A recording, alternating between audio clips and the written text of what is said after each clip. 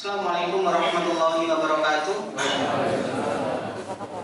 Alhamdulillahirabbil alamin wa nasta'inu ala ummatil yawatin nabiyina Muhammadin wa ala alihi wa ashabihi ajma'in. Allahumma shalli ala sayyidina Muhammad wa ala ali sayyidina Muhammad wa nabiyina wa rasulina la nabiyya ba'da.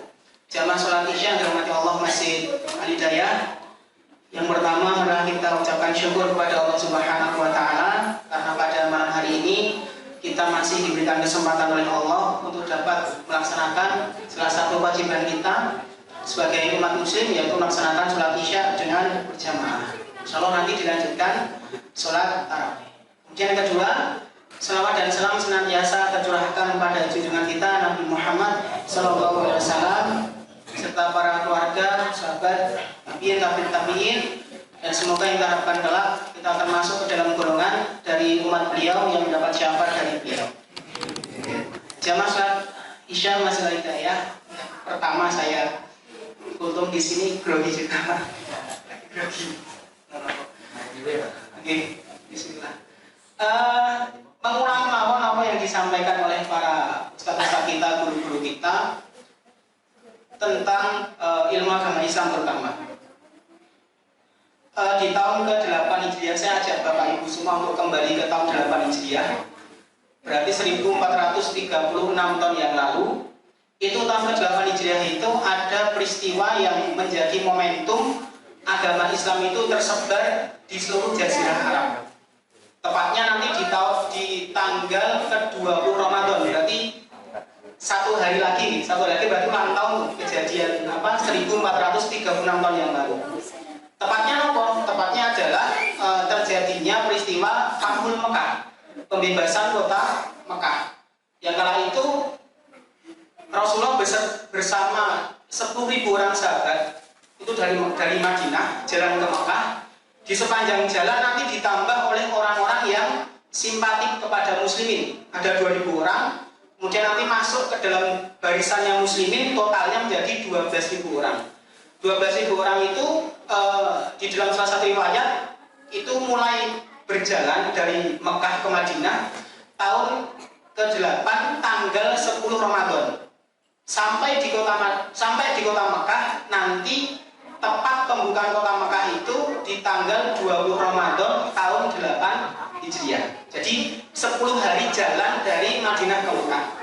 Kemudian ketika sudah berhasil membuka kota Mekah, itu Rasulullah menghancurkan kurang lebih 360 berhala yang ada di sekeliling Ka'bah. Dan saya tanya sama jamaah Masjid Al-Hidayah, kalau kita mau mencari lebih detail, Mas Herman, apakah sebabnya Mekah itu atau Ka'bah itu pada khususnya itu kenapa ada 360 berhala di situ? Bukankah Ka'bah itu dulu yang membangun ulang adalah Nabi Ibrahim dan Nabi Ismail? Wa idz yarfa'u Ibrahimul qawa'ida minal baiti wa Ismail rabbana taqabbal minna innaka antas samiul alim. Jadi Nabi Ibrahim yang meletakkan batu untuk membangun ulang Ka'bah, Nabi Ismail yang menyerahkan kepada Nabi Ibrahim.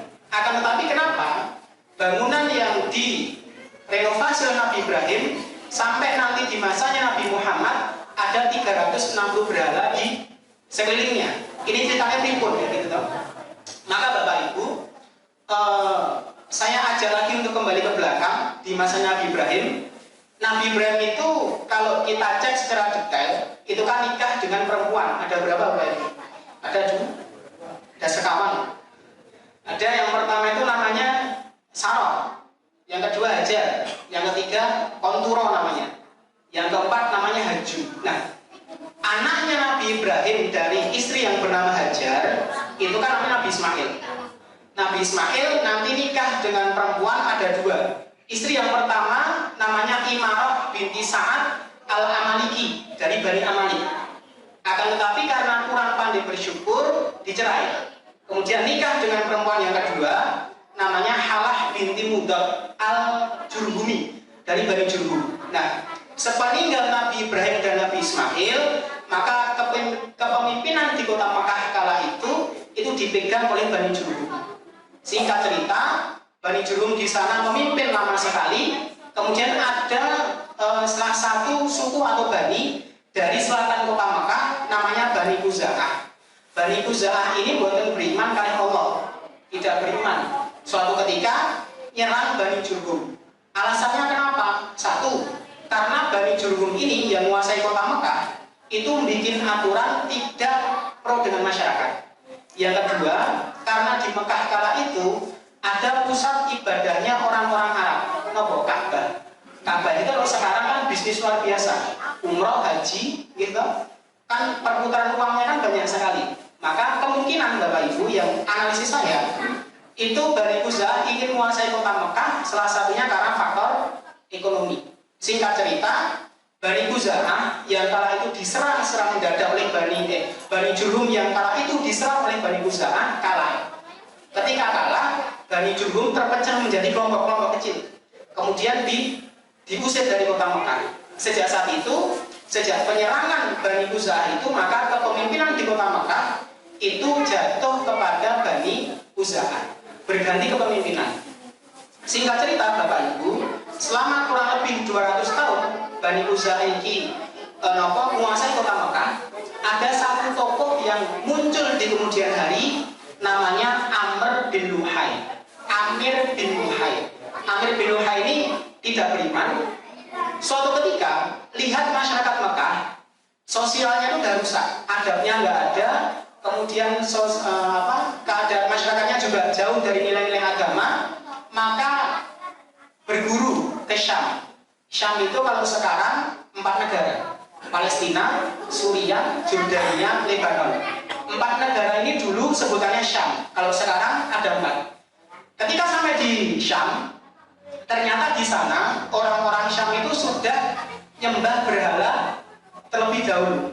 Kemudian ada diskusi antara Amr bin Luhai, pemimpinnya Mekah kala itu, dengan pemuka agama yang ada di kota Syam. Singkat cerita, Amr bin Luhai karena diskusi kemudian ada jawaban-jawaban yang menarik dari pemimpin agama yang ada di kota Syam kala itu, maka memutuskan mengambil satu berhala untuk dibawa ke kota Mekah. Berhala itu namanya adalah berhala Hubal. Berhala Hubal. Hubal ini terbuat dari batu akik merah. Jadi kalau sekarang kemarin Mekah sempat ngetren itu, ternyata berhala Hubal itu juga terbuat dari batu akik.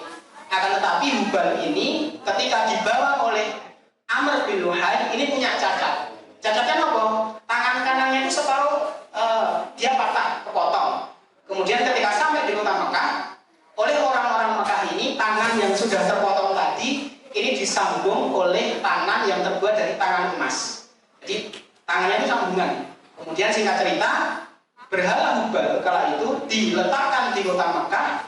Kemudian Amr bin Luhai bikin aturan, siapapun orang yang datang ke kota Mekah untuk ibadah haji ataupun untuk umroh dan sebagainya, maka yang pertama wajib untuk menyembah Hubal.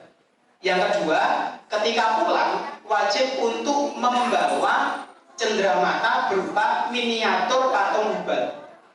Sejak saat itu di seluruh Jazirah Arab yang sebelumnya itu tidak mengenal penyembahan berhala, di masanya Amr bin Luhai itu menjadi hobi nyembah berhala. Hingga tiba masanya di masa Nabi Muhammad, kurang lebih ada 360 berhala yang ada di sekeliling Ka'bah kala itu. Kemudian penyembahan ini berhasil dihapus semua Nabi Muhammad di tahun ke-8 Hijriah.